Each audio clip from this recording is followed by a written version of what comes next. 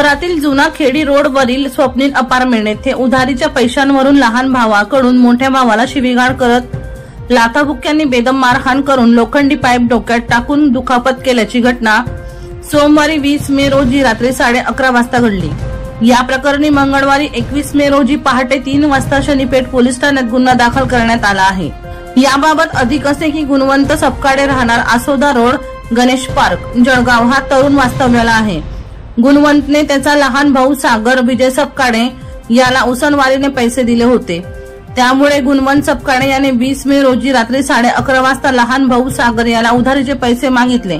या रागातून लहान भाऊ सागर सपकाळे याने मोठा भाऊ गुणवंत याला शिवीगाळ करत लोखंडी पाईपाने मारहाण करून दुखापत केली।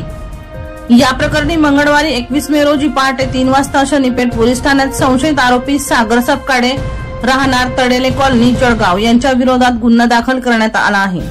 दीपक राठोड यांचा रिपोर्ट DR न्यूज, जळगाव।